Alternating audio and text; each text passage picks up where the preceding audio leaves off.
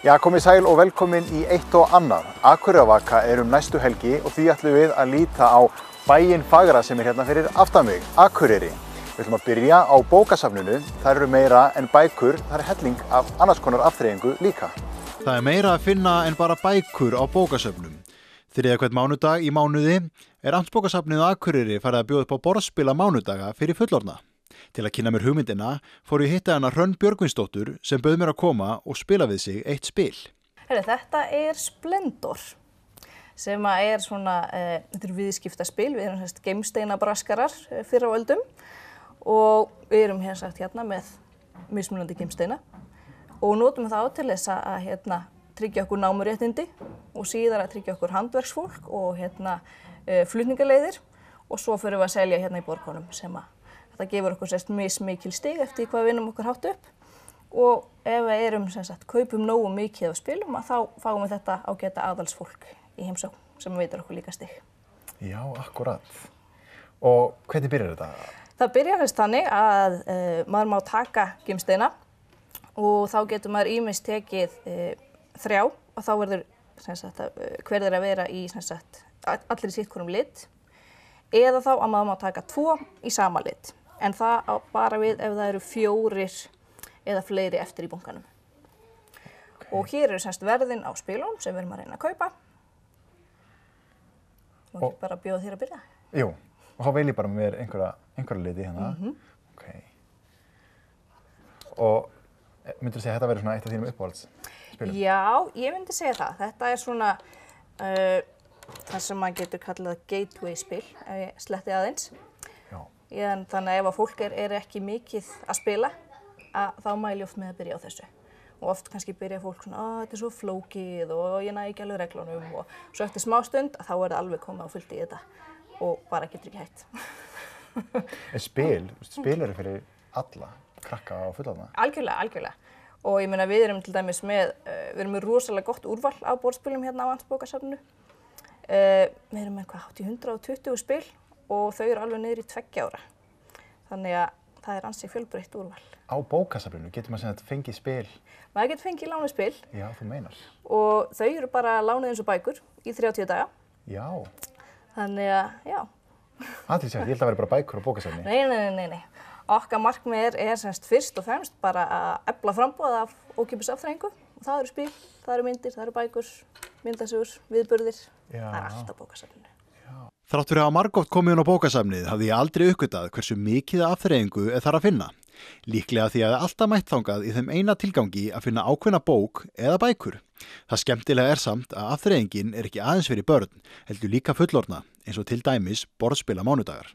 Það eiginlega bara verður til af því að við vorum með norræna spilaviku í haust og fengum samstarfsaðila bara hér og þar í bænum og einhvern veginn þá atvikaðist það þannig að þetta voru eiginlega bara viðburðir fyrir börn og ungmenni sem var reyndar rosa skemmtilegt og vel sótt en það var einhver sem spurði hvað með allt fullorðna fólkið sem hefur gaman að spila. Þannig að við ákváðum bara að grípa þann bolta og bara starta þessu. Já, akkurat. Þannig að það verður núna einu sinni í mánuði, alltaf 3. mánudag hvers mánaðar að þá býðst fólki að koma hingað á bókasafnið klukkan 4:30, spila spilin okkar, einhver af þessum 120 spilum eða koma með sín eigin. Ok, þannig að það getur í rauninni allt gerst, það getur komið hérna inn alls konar spil. Já. Það í rauninni alveg bara óljóst þegar við byrjum hvað verður spilað þann daginn. En hvernig virkar það? Núna ég komið með peninga, ég get keypt mér. Já. Hvað gerir ég þá? Á ég þá bara... Þá bara borgar aftur í bankann og tekur spil. Þá bara borga í bankann, tek spilið. Já. Og kemur þá nýtt spil í borðið? Þá kemur nýtt spil í borðið. Og spilið sem þú varst að kaupa það þá í rauninni gjaldmiðill sem þú átt alltaf því nú ertu búin að tryggja þér námuréttindi þarna í þessari rauðu námu. Já. Þannig að þú færð alltaf einn rauðan í afslátt framvegis. Og ég að gera slíkt sama að kaupa aðra rauða námu. Hér uppgöta ég heilan heim af spilum sem ég aldrei heyrt áður. En hvaða spil skildu vera vinsælust? Vinsælust hjá okkur eru barna- og fjölskylduspilin. En annars við reynum svolítið að fara eftir því innkaupum, hvað vinsælt og hvað að fá verðlaun. Oft maður að velta fyrir sér hvað spil maður að kaupa. Skildi að vera skemmtilegt. Á ég að tíma kaupa það áður en ég prófa það. Þá getur lausnin verið að prófa að spila spilið á bókasafninu og sjá hvort það nái tökum á manni. Eins og til dæmis þetta spil sem ég var að prófa í fyrsta skipti. Og þá, af því að ég komið með 3 svört spjöld, 3 græn og 3 rauð, þá kemur þessi ágæti maður heimsókn til mín og gefur mér þessi 3 stig í viðbót sem ég þarf til að vinna. Ókei. Þannig að þá er spilið búið? Þá er spilið búið. Næsta spilakvöld, hvenær er það? Það verður 18. febrúar, sem er mánudagur, klukkan 5:30 til 6:30. Ég held að ég verði klárlega að mæta. Viltu það? Þá ætla ég ekki að tapa. Nei. Eitthvað þurfa gestir og gangandi að borða hérna á Akureyri og án þess að ég ætla að beina ykkur á einn ákveðinn stað, þá er mjög falleg saga á bakvið það hvernig Lemon kom til Akureyrar og við ætlum að heyra hana næst. Með fjölgun ferðamanna hefur matsölustöðum á Akureyri fjölgað jafnt og þétt. Sagan á bakvið velgengni skyndibitastaðarins Lemon á Akureyri er lítið ævintýri. Núna eru Lemon-staðirnir 2 við Glerárgötu og nú í miðbænum. Við fórum út að borða í Reykjavík 2017. Það sem ég var í sjómannaverkfalli var nægan tíma. En þá smakkaði ég Lemon í fyrsta skipti og já. Og skildi ekkert í því af hverju þetta var ekki á Akureyri? En var það þá sem sagt bara sjómannaverkfallið sem þið þekkið þetta? Já, stórum hluta. Já, það held ég. Það hefur alltaf verið með smá hugmynd í kollinu, en þarna fekk maður tíman og nægan tíma. Þetta stóð nú í nokkra mánuði. Þannig að boltinn fór alltaf að rúlla, en hefur aldrei farið að rúlla svona ef að þú hefði verið áfram? Nei, maður fekk tíman í þetta, þarna. Og keyrði þetta í rauninni bara á fullt. En það tók ekki nema það bil mánuð frá að við sátum það inn að borða. Þangað til að við vorum búin að skrifa undir samning við þau fyrir í Reykjavík, keðjuna, leyfið hér á Akureyri. En þið sem sagt, fengu þessa hugmynd og hlutirnir gerðust hratt ykkur óraði nú ekki fyrir þessu væntanlega? Nei, alls ekki. Heldur betur ekki. Það var bara, við heldum að til dæmis við erum lengi að finna húsnæði.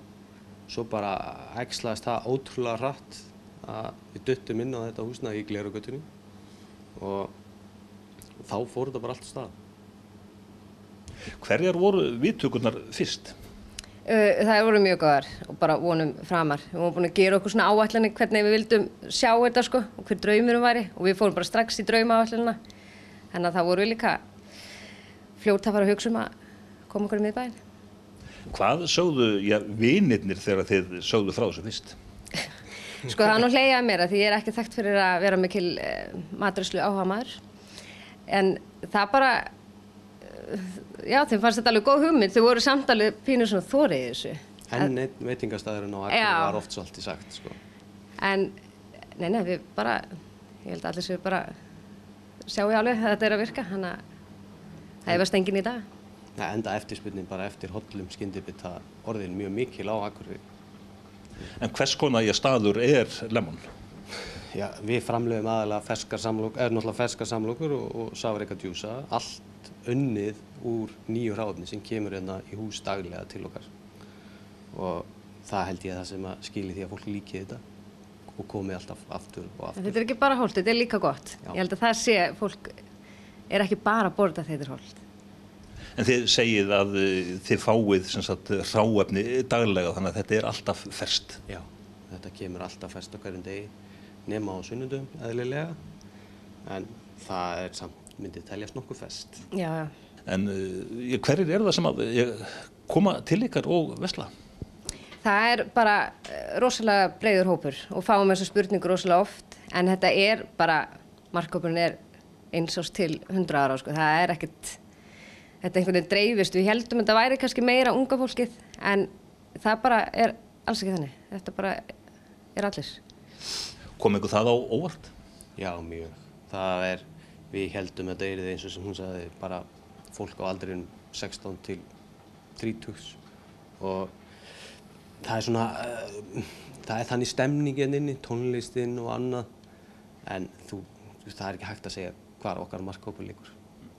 En skyndibitastaður, skyndibiti, hann hefur svolítið svona orð á sér eða hvað fyrir að vera svona, ég nánast bara óhollusta.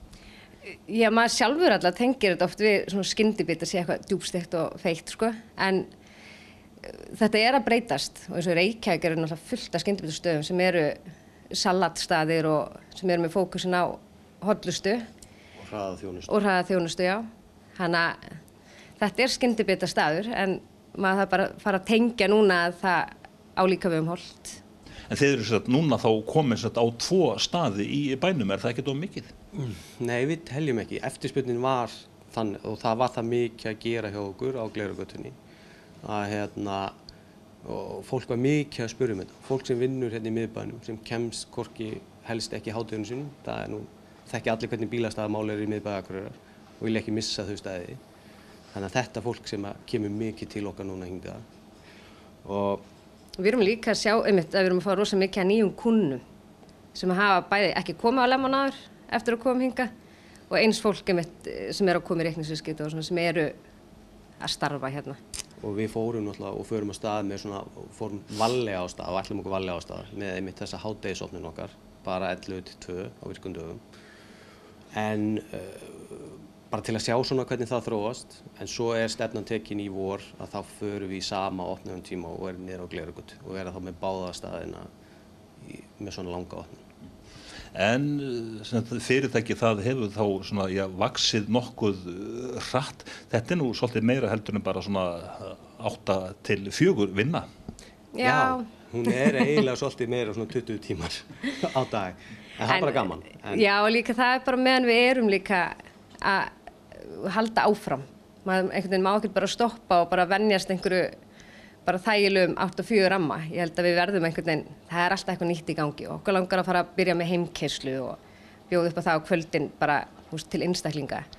Maður þarf að vera með eitthvað alltaf eitthvað nýtt, eitthvað í gangi. En það starfsmannafjöldinn, hann hefur aukist væntanlega? Já, við byrjuðum held ég 7 frekar en 9. Já. Við erum komin það 20 manns núna og þurfum sennilega að bæta eitthvað aðeins við, eftir hvernig þetta fer. Þannig að það er langt umfram allar væntingar. En hvernig það hjá ykkur? Eru þið sammála hvaða samloka er best? Nei, það erum við ekki. Það er mjög auðvelt svara því.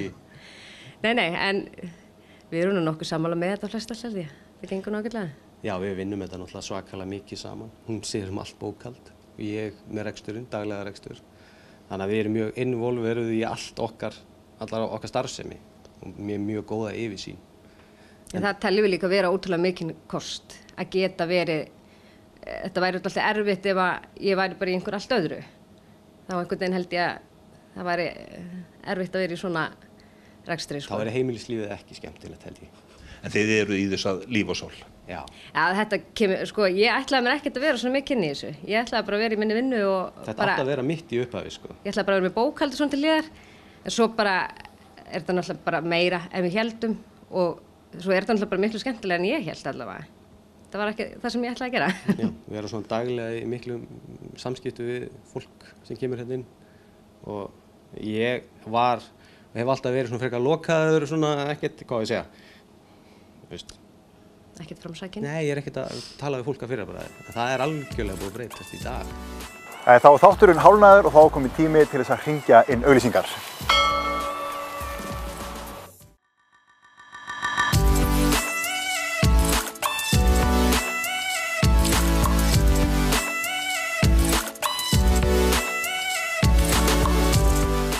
Við höldum áfram með eitt og annað frá Akureyri. Hérna á Akureyri er Flugsafn Íslands og það er mjög viðeigandi að kíkja einmitt á það einslag núna því að Flugsaga Íslands, hún á 100 ára afmæli.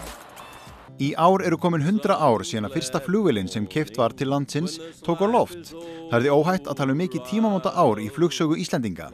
Af því tilefni hittum við gest Einar Jónasson í Flugsafni Íslands á Akureyri og fengum hann til að segja okkur eitt og annað flug og flugvélar. Gestur, hvað er þetta? Þetta er bara svona þráður. Þetta er bensínmælirinn í flugvélinni. Já. Það er mjög lítið bensín á henni. Þú tekur bensín, bara að opna hérna, og svo þegar það fyllist á, það er bara korkur á endanum. Og svo þegar þú fer að fljúga af stað, svo þú búin að fljúga í 3-4 tíma, og þá þetta komið hingað, þá bara verður þú að fara að lenda. Já, þetta er ekki flókið. Þetta er ekki flókið. En virkar, svínvirkar. Þetta alveg svínvirkar og þetta er á fleiri vélum. Það reyndar ekki mörgum, en svona tiltölulega einföldum, þægilegum, gömlum vélum. Tæperköp með svona og menn treysta á þetta og þetta virkar fínt. Hvernig vél er þetta sem er hérna fyrir framan okkur núna? Þetta er vél sem kallast R-Cube. Þetta er módel 1946 og Arngrímur Jóhannsson á þessa vél og hann keypti hana af manni sem var búinn að eiga hana nokkuð lengi, sá bjó í Varmahlíð, en hún kannski merkilegust fyrir það að hún var í eigu fyrstu konunnar sem tók atvinnuflugpróf í Íslandi. Erna Hjaltalín heitir hún og nú hann öldruð kona. En hún átti þetta, pappina var mikill áhugamaður flug, gerðist áhugamaður bara á fullorðinsárum og keypti flugvélar og átti flugvélar. Og stelpan hafði áhuga og hann keypti þessa flugvél handinni. Já, og það nú örugglega ekki margar konur á þessum tíma sem hafa átt flugvélar eða á undan henni, ef einhverjar. Ekki hér á landi allavega, en ég get vel ímyndað mér að þetta sé fyrsta flugvélin sem var í eigu konu á Íslandi. Já. Og þessi kona stóð sig með afbrigðum vel í flugnámi og hún sótti vinnu hjá flugfélögunum á þessum árum og þeir voru alltaf með einhverja öflur og töldu að hún þyrfti að taka eitthvað betra og meira í loftsiglingafræði og einhverju slíku. Alltaf kom hún með fyrstu einkunn þar til var sagt við hana, nei Erna mín, þú færð ekki vinnu sem flugmaður því þú ert kona. Já. Þannig var það. Akkúrat. En nú er þetta öðruvísi. Já, sem betur fer. Já, sem betur fer. Just a few more weary days and then I'll fly away to that land where joy will never end. I'll fly away. En gestur, þessi hérna, hún heldur betur glæsileg. Já, þetta voðalega falleg flugvél. Þetta svona flugvél sem á að vera til á hverju heimili. Þetta skal ég segja Piper Super Cub. Stórum dekkjum, öflugum mótor, getur flogið hægt, lent á stuttum brautum, flogið loftið á stuttum brautum. Dásamlegt að fljúga. Þetta er yndisleg flugvél, yndisleg. Já. Það eins og segja, þetta er svona eins og eiga heimilisbíl. Það er eitthvað svoleiðis. En þessi hérna sem hérna? Þessi fallega, þetta er Piper Apache og var sjúkraflugvél á Akureyri hér í mörg ár. Það var maður sem rak hérna lítið flugfyrirtæki, Tryggvi Helgason. Hann var nú með bróður sínum til að byrja með. Sá ungi maður, hann fórst nú í flugslýsi hérna upp í Bílsárskarði í Vaðlaheiðinni. Og sú vél sem hann var á, hún var sjúkraflugvél þá og hann keypti svo, Tryggvi, bróðir hans keypti svo þessa. Og hún þjónaði hér á Akureyri og nánast út allt land í mörg ár. Þangað til að Tryggvi seldi hana, flutti til Ameríku. Já. Og þessi vél fór til Reykjavíkur og hún lenti svona svolítið á hrakhólum og hún var keypt tilbaka, við keyptum hana hingað tilbaka og gerðum henni upp og þetta er demantur þessi vél, yndisleg flugvél. Og hefur bjargað mörgum manns lífum? Já, hann náttúrulega bara var að fljúga eins og sjúkraflugvél flogið í dag á nóttu sem degi eins og mögulegt var og sækja fólk sem lá veikt og hafði slasast og annað, þannig að þessi vél hefur gert ýmislegt eins og til dæmis þyrlan okkar hérna inni, gæsluþyrlan, sem hefur bjargað 250 mannslífum. Já. Já. En svo sér náttúrulega þetta litla kvikindi hérna við hliðina, sko. Já. Já, sko, þetta er kannski sjúkraflugvél. Jú. Þetta getur læknað sko flugsjúkdóminn. Þetta heitir Pitts Special.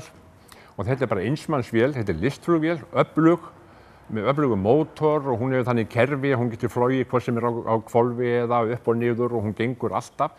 Hún flýgur hratt, hefur hátt og svo er hægt að setja reyk og þá eru bara allir glaðir. Já. Og það er náttúrulega sérstakir menn sem að fljúga svona flugvélum. Þetta er svona ekkert svona fyrir almenning eins og maður segir. Nei. En þú sér þetta stundum á góðviðrisdögum. Og flugdögum og öðru slíku, þá er þetta að fljúga með hávaða og látum. Já. En þetta þykir fallegt og er það. Já. Og þarna hinum einn, þetta er hún. Já. Þetta er þristurinn. Já. 1943 kemur til landsins hérna splunkun frá Ameríku í stríðinu og hefur verið hér alla götu síðan. Já. Og er núna bara svona, henni er flogið bara svona montflug eins og við köllum það. Hún flýgur svona 10-15 tíma á ári hverju og hefur hér vetursetu og er hérna mikið hjá okkur og svo er hún líka í Reykjavík náttúrulega, þar sem hún á að sjást að sjálfsögðu líka. Gengur hún? Já, þetta er í toppstandi. Toppstandi. Og það eru náttúrulega alveg hörku menn sem eru að vinna við þetta, gera þetta allt fyrir ánægjuna og gleðina. Þetta er dásemd, fallegasta hljóð í flugvél sem til og þetta er bara, ég held að þetta sé það fallegasta sem til það er þessi flugvél. Já, mönnum þykir það mörgum hverjum. Það er stórt ár í ár fyrir flugsögun á Íslandi? 100 ár. Það er 3. september. þá var flogið af stað úr Vatnsmýrinni á lítilli, ekki lítilli, tiltölulega stórri gamalli tvíþekju sem að þá þótti voða flott. Hafði verið stríðsvél, kennsluvél og notuð í stríðinu, fyrra stríðinu. Og það módeli sem hafi verið að smíða hérna í. Og við eigum ekki svona vél, þannig að við fórum í það að smíða módel. Og það á að fljúga módelinu í Vatnsmýrinni klukkan 5, 3. september. Þannig að við býðum bara því. Þannig að það nóg að vera á þessu ári fyrir flug áhuga? Já, og það er í rauninni öll sömur og öll ár. Við erum með árlegan flugdag hérna seint í júní og við verðum með flugdag núna 22. og þá fer þetta allt saman út og fljúga. Við fáum fullt af gestum víðar og Reykjavík og víðar og ég er að vona að við fáum eitthvað svona, einhverja stóra vélar inn líka hérna til að sýna, til að halda upp á þetta. Og þetta er alltaf skemmtilegt og hingað kemur alltaf fullt af fólki og það þykir öllum gaman að flugvélum. Þetta er bara, ég veit það ekki, þetta er ekki baktería? Einhverju leyti? Já, ég held það. Ég held að geti vel kallast það. Já, manni líður vel, ef maður hefur áhuga á þessu, þá líður manni svo vel innan flugvélar. Viðburðir á Akureyrarvöku á víð og dreif bæinn. Eitthvað sem tengir þá saman, það eru göngustígarnir og efni úr þeim það er að koma úr Vaðlaheiðargöngum og Glerárni sem er hérna fyrir aftan mig og við ætlum að læra meira það í næsta innslagi.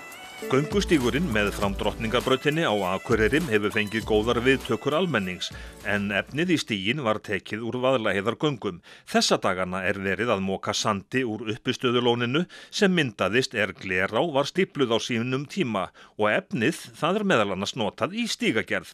Odderinn myndaðist af framburði árinnar þannig að efnið sem berst niður með Glerá er ansi mikið. Áin á upptök við rætur Glerárdalshnjúks og Kerlingar og fellur til sjávar á Akureyri alls 22 kílómetra leið. Já, þetta eru væntanlega svona 1000 rúmmetrar á ári. Það er mokað upp úr þessu lóni svona annað til þriðja hvert ár eftir aðstæðum og síðast er að tekið upp úr því, það var teknir 2300 rúmmetrar og núna eru liðin 3 ár síðan það var, þannig að sjálfsagt er það eitthvað meira núna. Það eru nokkrir vörubílar? Já, þetta eru 150 vörubílar og 150 til 200 eftir stærð og gerð. Hvað er gert við efnið? Efnið er notað í göngustígagerð meðal annars það sem ég verið að gera núna. Það hefur líka verið að notað hérna upp í Hlíðarfjalli í framkvæmdu við aðvetur og vatnsveitunar og svona ýmislegt smálegt. Þetta hefur líka verið notað í lagnasand fyrir Norðurorku sem er svona jarðefni sem við notum við lagnavinnu og annað slíkt. Þannig að það er ýmislegt notað. En þetta telst væntanlega í nokkuð ódýrt efni? Já, það þarf ekki að sækja það langan veg í önnur sveitarfélög og ekki til dæmis mala námur hérna í kring kannski 10 kílómetra í burtu. Hérna er verið að keyra 2-3 kílómetra með þetta á notkunarstað. Þannig að þetta er mjög ódýrt og umhverfisvænt, skulum ekki gleyma því. Glerá er að uppruna sambland af Jökulá, Dragá og Lindá og það er fyrst og fremst eftir árstíma og veðurfari hvernig samsetning árinnar er. Á árum áður var hluti árinnar tekin í gegnum verksmiðjusambandsins sem stóðu þar sem nú er Glerártorg og var vatnið meðal annars notað við sútun og þvott á litaðri ull. En efnið sem að kemur hérna niður, þetta eru alla tegundir, þetta er sandur og leir og möl vantilega? Já, sko, þetta er möl og sandur og áin plokkar þetta svolítið, þannig að það er hægt að moka þessu upp svona svolítið eftir behag. Og síðan er leirinn, hann sest hérna næst stíflunni, það sem er léttast efnið. En hvernig taki þá leirinn? Leirnum hefur verið mokað yfir stífluna bara til að tæma lónið, þannig að það sé ekki. Þetta er náttúrulega jarðefni sem að hvað sem myndi fara hér niður að Ósum. Já, þannig að það þarf þá að tæma lónið? Já, og það er í rauninni tæmt þegar það er verið að gera þetta, það er lyft niður úr því með því að stöðva virkjunina og opna framhjólöp. Hvernig er lónið tæmt? Það er tæmt þannig að við byrjum á því að stöðva virkjunina og setja, svona loku í aðfallsrörið og opna svona téstikki hérna út í ána þannig að þá rennur í rauninni gegnum það bara einföldustu leið út í Glerána fyrir neðan stíflu. En af hverju veljið þið þennan árstíma? Það er nú fyrst og næst að hafa verið að ná þessu áður en að vorflóð eða vorleysingar byrja. Því að það er erfitt að vinna hérna með ána stóra því að Gleráin getur orðið forað fljótt á stuttum tíma og svo er það náttúrulega þörf fyrir efni núna. Þannig að það er verið að vinna við göngustígagerð og ýmislegt. Þannig að þetta kemur sér allt saman vel? Já, þetta mjög gott fyrir alla að ná þessu hér. Og það meðal Akureyringa. Þá erum við búin að kíkja á eitt og annað frá Akureyri og færum víðan völl. Vonandi skemmtið ykkur vel á Akureyrarvöku, en svo minn ég á að það eru auðvitað allir dagar til henni til þess að heimsækja Akureyri.